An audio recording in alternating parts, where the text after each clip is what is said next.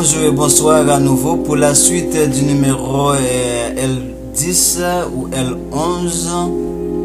Donc comme on s'est dit, donc ça allait être trop long. Donc je vous ai fait ça en deux numéros. Donc ça va être numéro 2 de 2.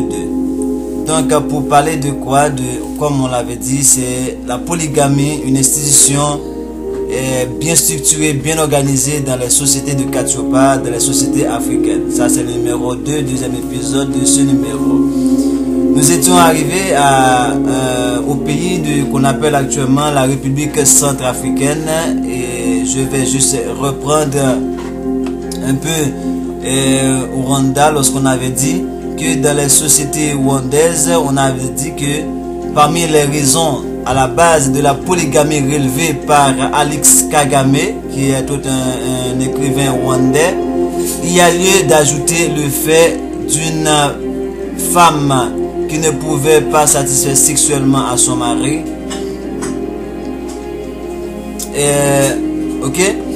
à son mari pour diverses raisons, ou la rechercher par celui-ci du plaisir varié.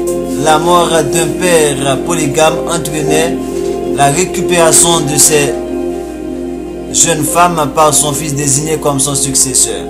À la mort d'un frère marié, sa femme revenait à la famille et donnait à son autre frère, ou lorsqu'un fils unique mourait, le père récupérait sa femme.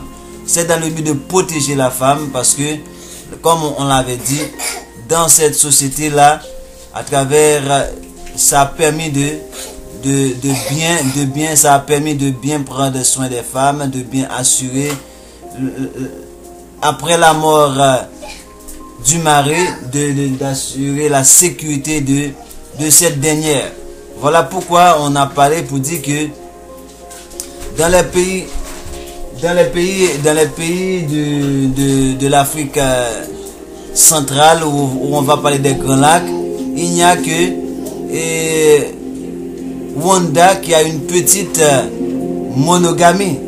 Une petite monogamie, on a dit que c'est aller vers, c'est équivaut à au moins 2 femmes. Donc à part ça, on dit que c'est tous les pays du Grand Lac pratiquent ce qu'on appelle, tous les pays du Grand Lac pratiquent ce qu'on appelle une grande polygamie, qui peut aller jusqu'à des dizaines de femmes. Donc c'est d'une manière générale, dans le Rwanda ancien, il y avait qu'une petite polygamie, contrairement aux autres pays de la région des Grands Lacs. On entend par petite polygamie 2 ou 3 femmes, au maximum 4 femmes mariées et un homme à un homme. Tandis que la grande polygamie, dans la grande polygamie, on compte 10, 15, 20, 30, 50 femmes pour un mari. Donc, à cet effet, on vient de voir comment c'est pratiqué en Afrique Centrafrique, la République centrafricaine. Maintenant, comme c'était promis, on va voir particulièrement de manière séparée le Congo dans cet aspect. Parce que, pourquoi on dit le Congo?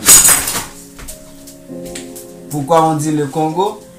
Mes chers bien-aimés, la chose commence à se révéler et personne ne peut l'arrêter. Comme vous pouvez le constater, en Afrique, l'Occident dit que c'est le Congo qui est le pays le plus pauvre. Et en Amérique, ils disent que c'est Haïti. Parce que Haïti, c'est le Congo en Amérique, Haïti, c'est l'Afrique en Amérique. Mais ce Congo-là, comme je l'ai déjà dit dans les numéros précédents, a été choisi comme l'élu pour être la 3e civilisation. La première civilisation, d'après certains savants africains, a échoué avec l'Égypte, avec l'entrée des barbares européens qui vont créer une civilisation de barbarie à travers la civilisation occidentale, et cette civilisation-là touche à sa fin. Au moment où je vous parle, cette civilisation occidentale touche à sa fin, et même eux, ils le savent très bien. Et nous allons entrer dans la troisième civilisation avec l'Afrique. Et le pays qui est choisi pour cela, c'est le Congo. Allez écouter nos savants et vous allez voir que le Congo est le pays qui porte le nom même de ce que vous appelez Dieu. Je vais prendre le thème Dieu avec vous. Le Congo est le pays qui porte le nom de Dieu. Voilà pourquoi, comment dire que Dieu en Kikongo c'est Zambi et en Lingala on dit Zambé. Et dans la langue bantou, je crois qu'il y a Zam, mais ok, c'est presque pareil. En Afrique du Sud, il y a le peuple Zoulou. Le peuple Zoulou, ça veut dire quoi? Ça veut dire que le peuple du ciel. Le peuple du ciel, le peuple Zoulou. Donc, le Congo, c'est de la polygamie qu'on va parler. Mais, je fais le numéro spécialement pour le Congo. Pour parler de la polygamie pour le Congo. Par rapport à l'église, aux chrétiens qui vous chantent toutes sortes de quoi. L'Israël, c'est en Palestine. L'Israël qui est en Palestine nous appartient. Ce qu'on appelle la Palestine nous appartient. C'est le territoire, comme allez voir mon numéro sur Vérité Révélée I, où j'ai parlé de tout ça. I ou J, où j'ai parlé de tout ça. C'est la possession de Apacha, troisième fils de Sem. Et c'est là qu'est né Abraham. Et c'est de là que Zambé a dit à Abraham, laisse la maison de ton père, je vais te donner un territoire qui n'est autre que l'Afrique centrale. L'Afrique centrale qui est le cœur de ce monde. L'Afrique centrale où se trouvent les trois lieux saints, le désert, la montagne et la demeure même de Zambé. Allez voir mes vidéos sur Vérité Révélée I et J pour plus de détails. Mes chers bien-aimés, écoutez ceci. L'Afrique centrale, c'est là où Abraham a été recommandé de laisser de chez son père pour aller dans un territoire. Et c'est ça, la terre même du Congo. Et il y a une vidéo qui circule sur le net, où là où on appelle la Palestine, il y a une synagogue dans laquelle il y a la carte du Congo dedans. Allez voir et dites-moi pourquoi cela. Dans les briques qui ont fait le plancher, on a dessiné le plancher avec des briques qui représentent la forme de la carte du Congo. Le Congo, la lettre K déjà ça signifie. La lettre K déjà ça signifie le père, Zambé. C'est un mot, c'est Ko-Ngo. Ngo signifie léopard. C'est comme on dit que le léopard, quand il se lance, c'est pourquoi on nous appelle les dompteurs de léopard. Quand il se lance, c'est comme il s'ouvre et puis après il se renferme. Il s'ouvre, après il se renferme, le lancement du léopard. Et voilà pourquoi maintenant, c'est comme la lettre K qui est une sorte d'ouverture. L'ouverture qui va donner quoi? Une sorte de cercle avec le O, qui est l'infini. L'infini. Voilà pourquoi l'Occident est en train de exterminer les Congolais, les Haïtiens, le peuple bantou en général. Maintenant, on dit ce Congo-là. Ce Congo-là, c'était le royaume du sud d'Israël où il y avait particulièrement les trois tribus, Lévi, Juda, Benjamin. Les tribus le tribu sacerdotal. Le sacerdoce était dans le royaume du sud. En grande partie parce que Juda est lié par le lien du mariage avec Lévi. Parce qu'ils sont les deux autorités. Juda, autorité charnelle, la royauté. Lévi, l'autorité spirituelle, la spiritualité. Le sacerdoce. Voilà pourquoi ils sont liés. Les Noirs aux États-Unis, les Haïtiens en Haïti, vous êtes ces deux tribus-là. S'il y a un pays dans le monde où il y a plus d'Haïtiens, à part Haïti, c'est les États-Unis. Parce qu'on est fait pour vivre ensemble. Donc, maintenant, voilà pourquoi on va voir particulièrement le Congo dans cette histoire de polygamie. Pour voir qu'est-ce qui a été pratiqué dans le temps avec le Congo. Donc, nous allons juste considérer la tribu ou l'ethnie Tetela. Il y a un ami qui m'a envoyé des documents. Et dans ces documents-là, j'ai vu à nouveau qu'il me parlait de Tetela encore. Mais c'est un ouvrage que je vais voir avec vous de Jean-Pierre Louata qui parle de la tradition africaine, le cas des Tetela du Congo-Kinshasa. L'ouvrage est de Jean-Pierre Louata qui parle de la tradition de la femme traditionnelle africaine. Le cas des Tetela du Congo-Kinshasa.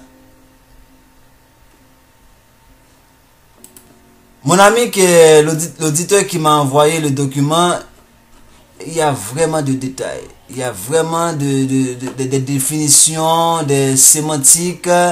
C'est très intéressant encore, mon frère, je vous ai dit. Merci, merci, merci. Donc, nous disons que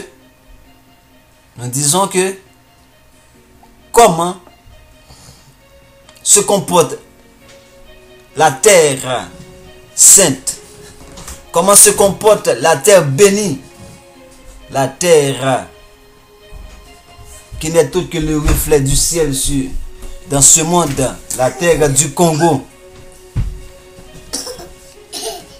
Ok? La terre du Congo. Donc, je m'excuse, c'est mon enfant là qui se réveille, il ne veut pas que je fasse l'émission. Mais on va continuer. Donc, allons-y, rentrons d'emblée. On dit les Tetela sont un peuple d'Afrique centrale. Ils sont établis au sud-est du bassin du fleuve Congo. C'est le fleuve le plus profond au monde. Entre la Lomami et le fleuve Congo.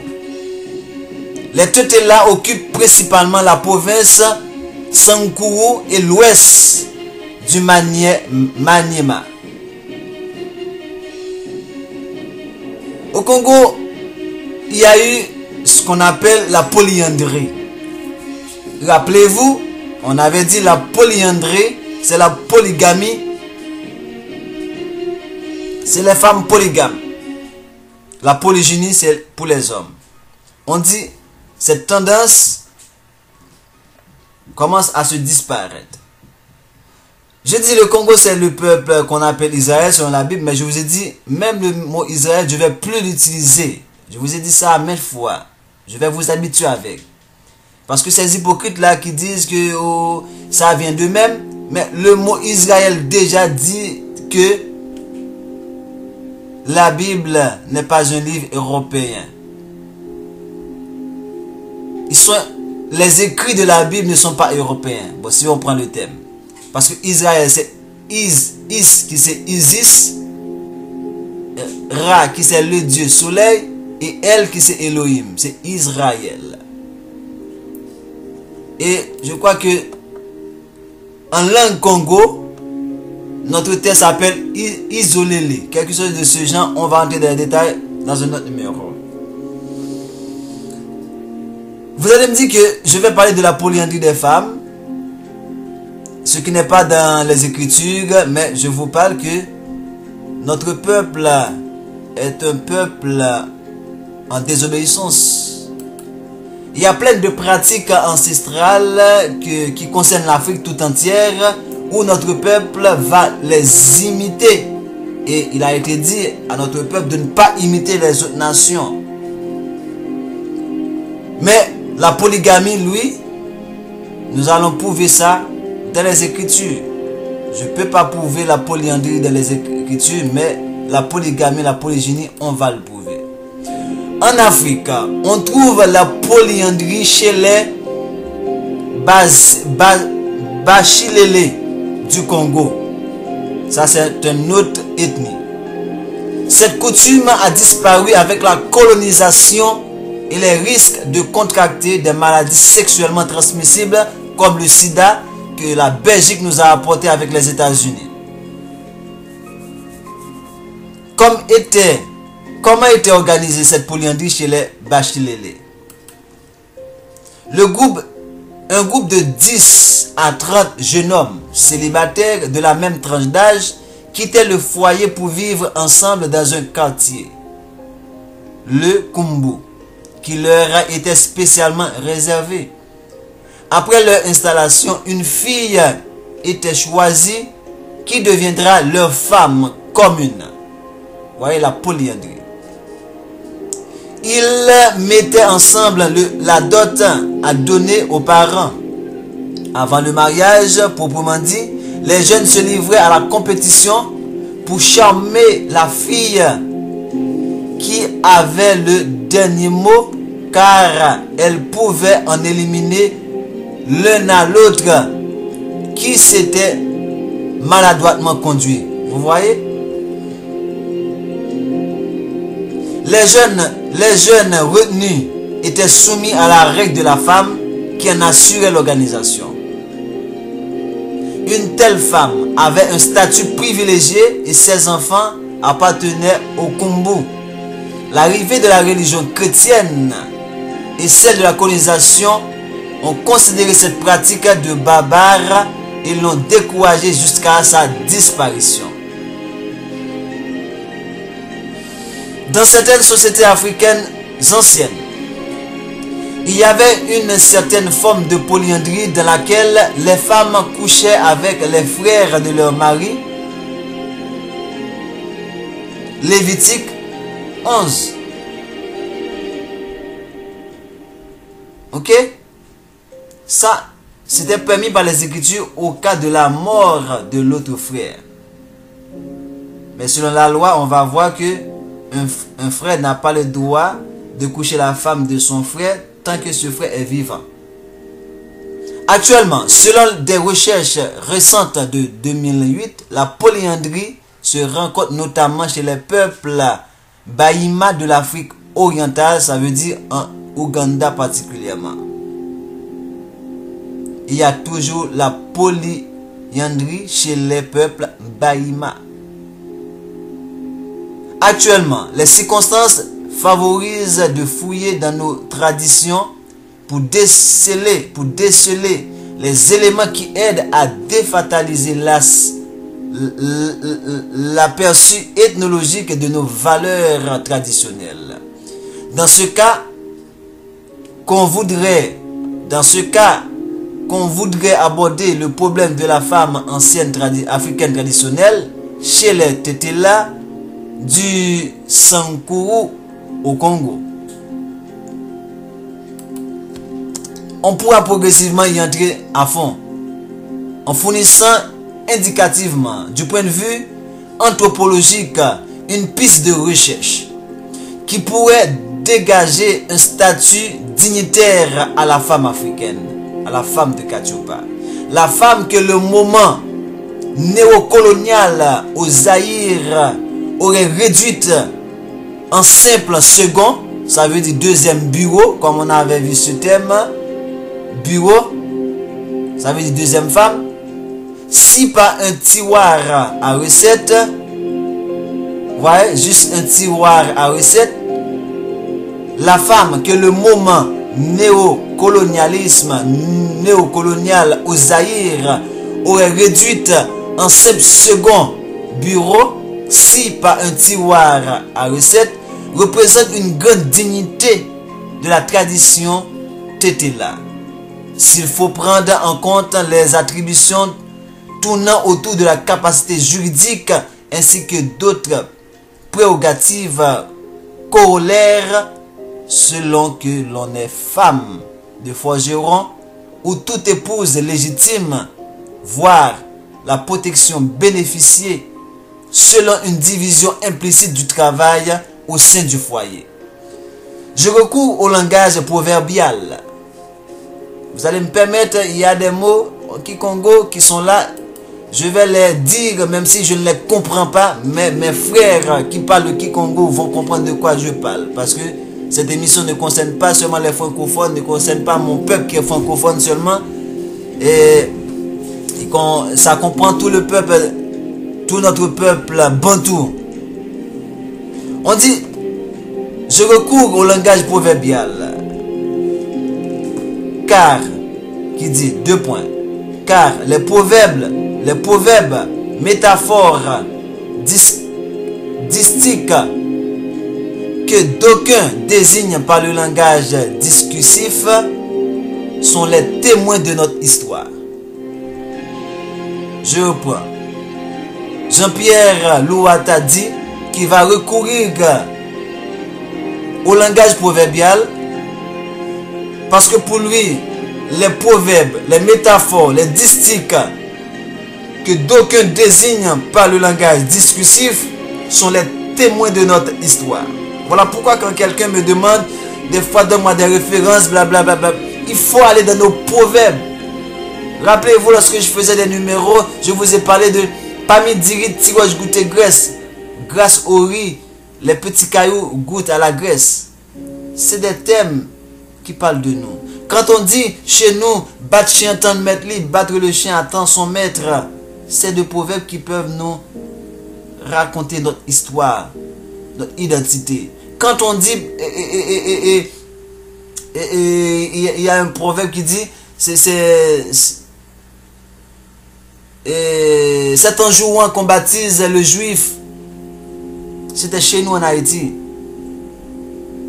C'était chez nous. Donc c'est des proverbes, c'est dans jouet de baptiser juif. C'est des proverbes qui nous permettent de retracer notre identité. Donc voilà pourquoi il est dit que c'est à travers ça qu'on peut trouver les témoins de notre histoire. La lecture et analyse d'une anthropologie culturelle et critique. Voilà pourquoi nous allons étudier cette histoire à travers ces différents éléments. Premièrement, du statut juridique des femmes. Les femmes ont un statut dignitaire dans nos sociétés, dans les traditions de Katiopa. On leur reconnaît une compétence de légifération. Le sens que souligne cette métaphore était là. On leur reconnaît une compétence de légifération. Le sens que souligne cette métaphore était là. Voilà pourquoi il a dit que les témoins de notre histoire, c'est les métaphores, les distiques, les proverbes. Selon les tétés là, je vous ai dit, c'est des mots Kikongo, des mots en lingala. Je vous ai dit cela, c'est parce que vous pouvez voir le sens de ce qui est dit. Il dit Sambo Kasambola Wamato. Sambo Kasambola Wamato. 2 points qui désignent le genre de conflit moins complexe dont le verdict est soumis à la compétence de l'autre moitié de l'humanité faite de la composante de l'être humain. Sambo Kasambola Wamato désigne le genre de conflit moins complexe dont le verdict est soumis à la compétence de l'autre moitié de l'humanité faite de la composante de l'être humain. L'humanité a 2 moitiés de l'être féminin alors. L'être masculin et l'être féminin. C'est 2 moitiés égales. Voilà pourquoi il n'y a pas cette question d'émancipation. On n'a pas cette tendance parce qu'il n'y a pas d'inégalité chez nous, dans nos sociétés.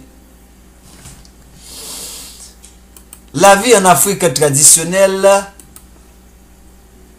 reconnaissait en chaque couche sociale le droit à une certaine représentativité, sans aucune exclusion. Les femmes pouvaient se prévaloir de disposer d'une parcelle d'autorité dans leur juridiction respective. Celle-ci souffrait d'aucun empiètement dicté par l'ingérence d'hommes en vue de laisser agir cette libre créativité en matière judiciaire de l'être féminin. Cette compétence s'étendait même dans certains conflits qui opposaient les femmes aux hommes. Les notables et aînés, estimant la moindre gravité du problème, déléguaient le verdict à la compétence des femmes. Son extension s'élargit hors de leurs juridictions respectives, comme dit tantôt. Un exemple pourrait illustrer ce cas. Si une femme s'évade du droit conjugal à l'insu de l'époux, la tentative d'aller la récupérer suivra les conseils des femmes dès lors que elles comprennent mieux les motivations de cette femme, de cette évasion, ainsi que les dispositions qui convainquent pour la ramener au foyer. Je reprends cet exemple pour vous.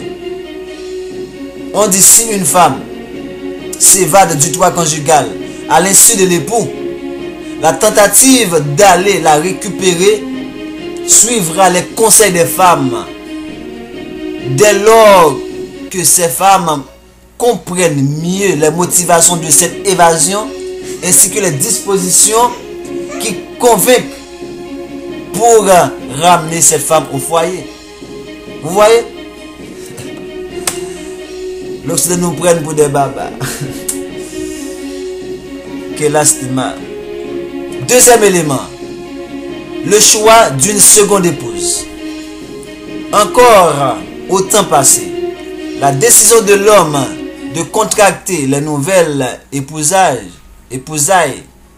était soumise au consentement de la première épouse que la nouvelle va appeler maman. Maman. Que la nouvelle va appeler maman. Celle l'ayant précédée dans l'ordre. Celle l'ayant précédée dans l'ordre doit recevoir le respect car dans l'éventualité du décès du mari, le fils aîné et héritier de droit de son père pourrait être désigné de succéder à son géniteur en acceptant d'en prendre la seconde femme comme épouse. Aujourd'hui, cette pratique est en désuétude car les fils n'aiment plus hériter jusqu'à leur marâtre, en lesquels ils perçoivent en général le visage de leur père. La disparité d'âge. Quand ailleurs, dans la même tradition, on déconseille de prendre en mariage une femme plus âgée que soi, dont les raisons d'absence de discipline et d'ordre émergent, la femme plus âgée pourrait réserver une buffade aux visiteurs, qui dit en Kikongo, Wadi Lokole, Ayoko Lâché, Angen Gangenga Njala. Ça c'est pour ceux qui parlent le Kikongo Lingala, ils vont comprendre.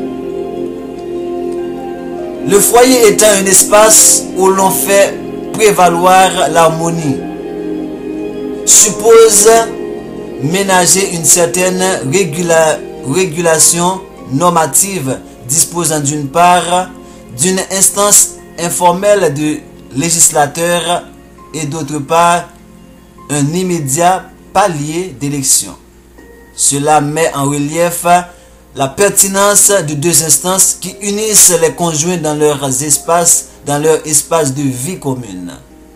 Par contre, un cadre de discordance où chacun fait ce que bon lui semble paraîtrait être contredire les attentes de cette union au sens idéal du terme. Cette perspective pourrait sonner drôle auprès d'une oreille acquise aux émancipations qui tend à inscrire le libéralisme féminin sous le seule catégorie égalitaire. Les conséquences conduisent aux apories qui laissent croire que dans un foyer devront régner un ordre à 2 mètres où s'installe constamment une bipolarité compétitive qui indique que chacun était chef et l'on ne devrait pas s'obéir mutuellement, mais où l'on commande chacun à son tour. C'est ça la tendance occidentale pourrait causer. Troisième élément, c'est le droit anthroponymique. Outre cet aspect rituel, l'aspect anthroponymique retient aussi l'attention. On s'apercevra que le rôle de nommer les créations et les êtres humains, ça veut dire pouvoir culturel à la naissance, habituellement reconnu à l'homme, reste partagé avec les premières épouses. Dans quelles circonstances? Dans le cas où celle-ci a de la peine à avoir de la progéniture, avec son accord, l'homme prendra une autre femme, soit opter elle-même de sa famille, soit ailleurs. À la naissance de tout premier-né, la première épouse aura droit de désigner celui-ci, surtout si elle est une fille, par le nom de Amanguna. Je déclare ne pas être de mauvaise intention par rapport à la vie de ma coépouse. C'est ça Amanguna signifie. Donc on a ce cas dans la Bible, on a dit le cas de Sarah et Abraham Agar. Une confession distinguée, une confession dictée par une certaine ascendance qu'on reconnaît aux premières femmes sur celles successives au point d'en influencer le destin biologique, dont la fécondité occupe une place prépondérante. Certains cas qui confirment ces réalités sont vérifiables jusque de nos jours. Encore dans le passé le plus récent, l'abbé Mutangala pourrait témoigner combien il y avait eu de la peine à convaincre les sœurs européennes dans sa perspective d'élever le seuil de la formation scolaire chez nos filles au-delà de foyers et d'écoles des monitrices. Ça veut dire que les Européens vont prendre comme principe pour élever les filles dans des écoles de formation, avec des écoles de monitrices. C'est là que vient le terme monitrice que vous voyez dans les églises, moniteur, monitrice. Parce que ils vont prendre cela chez nous pour que ce soit des femmes qui éduquent, qui élèvent les filles.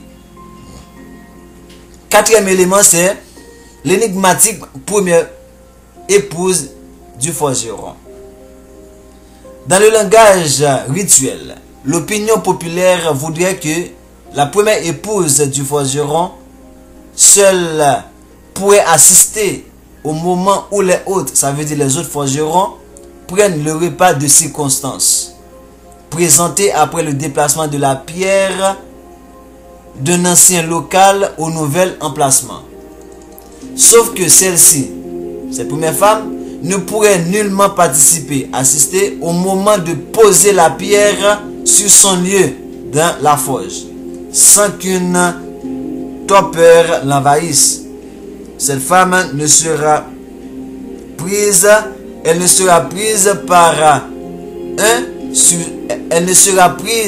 par un sursaut qu'après que cette cérémonie soit finie.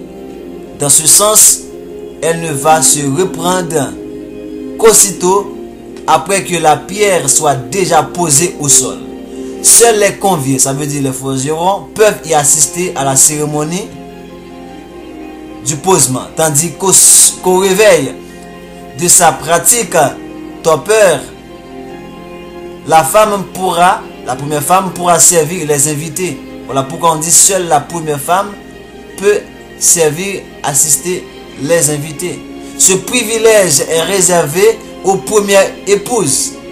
Elle n'entend même pas inclure au rang d'invité d'autres structures de notabilité extra-castique, dans le cas du chef du village. Alors qu'en Occident, le suffrage universel par lequel les femmes auraient droit à l'espace public, la votation, ne commence qu'avec le XXe siècle. Après la Deuxième Guerre mondiale, on l'avait vu. États-Unis 1955, la France 1944, Canada, le Québec 1940. C'est après la Deuxième Guerre mondiale, au XXe siècle.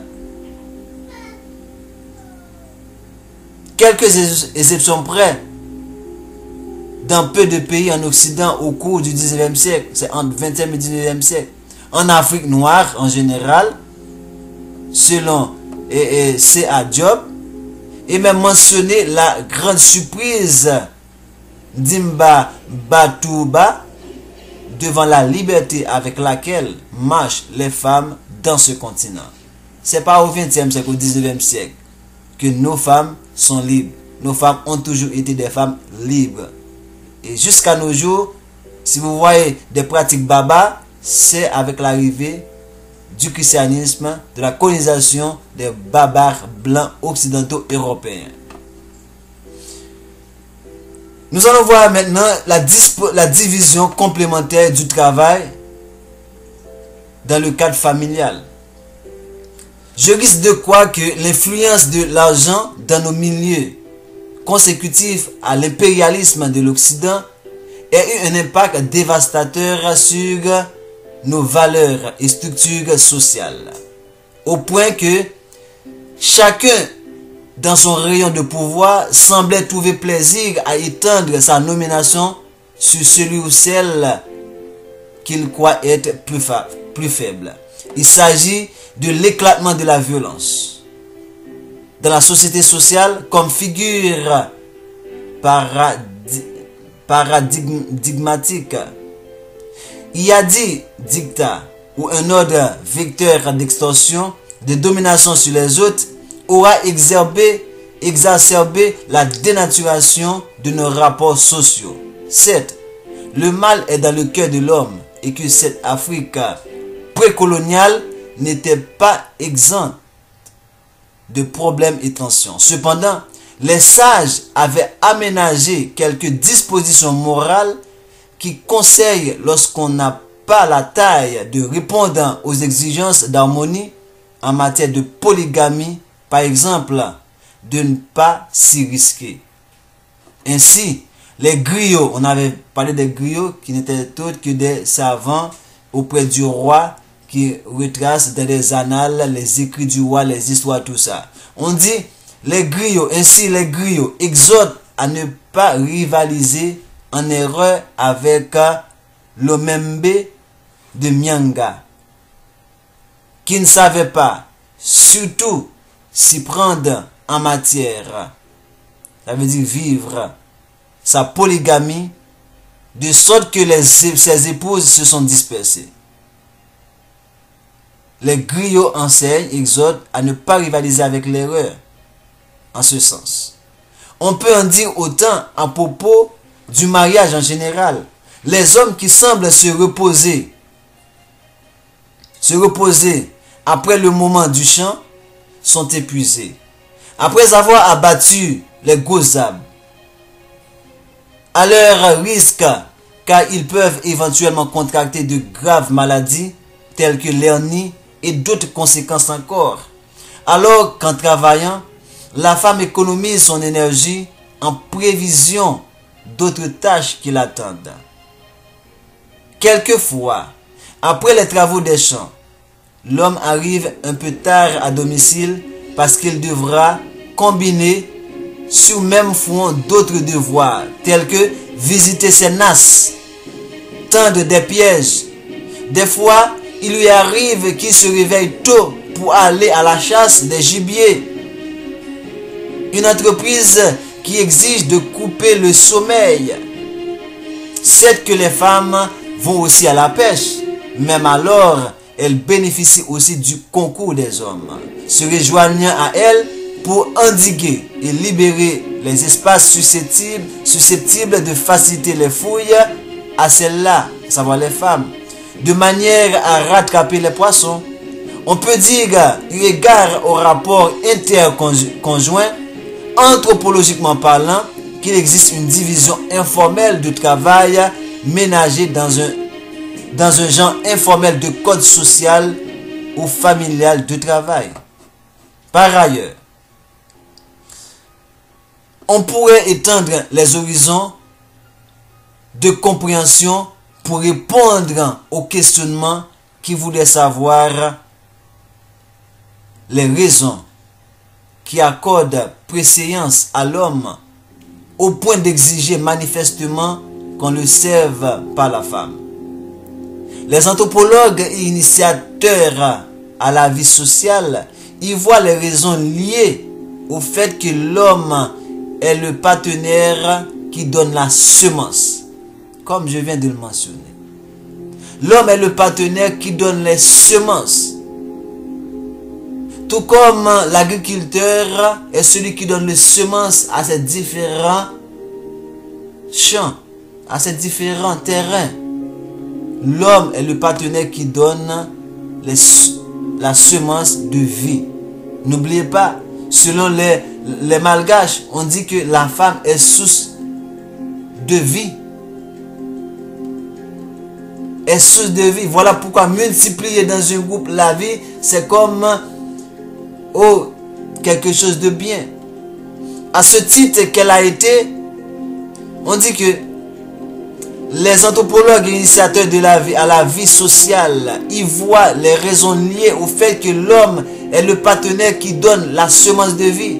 À ce titre qu'elle a été initiée à servir son prochain époux, et elle sait que sa présence au foyer est allée à cette fin de servir l'homme. Ok? Et je vais vous dire, lorsqu'on dit que la femme est comme là pour servir l'homme, l'Occident va mettre dans votre tête, l'Église va mettre dans votre tête que c'est mauvais. Alors dans leur Bible là, si on prend l'histoire de Genèse, il est dit que la femme est l'assistante. Ève était assistante de Adam. Qu'est-ce qu'une assistante? Qu'est-ce qu'une assistante? Une assistante, c'est comme on a un président et un vice-président. Le vice-président est le serviteur du président. Elle est là pour servir le président. Le premier ministre est là pour servir le président. L'assistant est là pour servir la personne principale. Lorsqu'on a un assistant comptable, il est là comme pour aider le comptable dans ses fonctions et ses responsabilités. N'écoutez pas l'Occident, l'Église, qui vous fait prendre tout ce qui est normal comme des choses négatives. La femme est l'assistante de l'homme. C'est ça que nous dit la Bible elle-même. Mais c'est ça que l'Afrique lui-même a exercé, a pratiqué. Notamment la société Tétéla, notamment le Congo, notamment tous les pays d'Afrique, notamment les pays du Grand Lac. Et jusqu'en Afrique du Sud, qui est l'Israël dont la Bible parle. Ce privilège implique un prix. Ce que cela coûte comme devoir de défendre contre vents et marées toute éventuelle d'intempéries menaçant la sécurité intégrale de sa famille. L'homme joue ici plus qu'un rôle sacerdotal en vertu de son dévouement intégral, spirituel, moral et physique, tout pour promouvoir la vitalité de son toit conjugal. Bref, la perception anthropologique de la femme dans l'univers Tétéla, loin de faire de celle-ci d'une caricature la vouant à la servitude, s'est imposée par un défi d'équilibre en polygamie ou de la division du travail, sans lequel on déconseillerait le prétendant, auquel on sommera d'ailleurs de faire preuve du courage susceptible de protéger sa femme, ses femmes, de s'engager enfin dans le mariage. Autant ce devoir en appelle à une complémentarité harmonieuse, évoquant le fait du respect mutuel, devant régir les liens tels entre le bateau et l'eau. Ashi alemia wato ko wato alemia ashi. Ashi alemia wato ko wato alemia rashi. C'est pour vous montrer l'harmonie entre l'eau et le bateau. Voilà comment est vue la femme dans nos sociétés africaines. Voilà comment est vu le concept de polygamie dans nos sociétés africaines, qui n'est autre à l'origine de l'humanité. Vous allez me dire, est-ce que Adam a eu plusieurs femmes? C'est un sujet que je me demande, est-ce que je dois le traiter ou pas? Mais bon nombre de mes auditeurs en savent beaucoup déjà par rapport à cela. Et je vous le dis, je doute, je me demande est-ce que je vais traiter un tel sujet. Mais toutefois, on ne sait jamais, je vais vous référer à aller voir vous-même. La première femme d'Adam, allez faire des recherches sur la première femme d'Adam. Lilith. Lilith qui est dans le symbole de l'église de Satan. Dans l'église de Satan, il y a un symbole où il y a l'étoile de Baphomet. Et on trouve Samyaza, qui est le chef des anges déchus, qu'on avait vu dans le livre d'Enoch chapitre 7. Et on a Lilith également. Lilith était la femme de Samyaza. Après la désobéissance de Lilith, après la révolte, l'émancipation de Lilith. Voilà d'où vient le concept occidental d'émancipation de la femme. Ça vient de Lilith. Or, selon des écrits, Lilith qui est mentionnée dans la Bible. Bon, voilà pourquoi je vais vous faire cela. Dans Ésaïe 34, verset 14, Lilith est mentionnée. Allez voir dans la Bible André Chouaki, Lilith est mentionnée. Dans Ésaïe 34, verset 14, Lilith est mentionnée. Et allez voir qui était cette Lilith-là. Voilà pourquoi je vous ai dit, allez faire des recherches. Tant sur Google que sur YouTube. Poussez vos recherches. Lilith, la première femme d'Adam. Donc ça veut dire que Adam, moi, je vous ai pas demandé d'accepter, mais moi c'est moi. Je suis d'accord que Adam était polygame, mais une polygamie successive. Après la première femme qui est Lilith, le père lui a créé Ève de sa propre côte. Ça veut dire là, ces femmes-là vont lui obéir parce que Lilith était rebelle par rapport à Adam. Bref, on va pas entrer dans les détails. Le prochain numéro maintenant, on va entrer, si vous voulez, on va en profiter pour parler de cette histoire également. Parce qu'on va parler d'emblée du mariage à travers les Écritures, à travers la Bible. On va voir qu'est-ce que dit la Bible, qu'est-ce que disent les Écritures par rapport à la polygamie ou monogamie. Est-ce la polygamie ou la monogamie qui est prônée dans la Bible?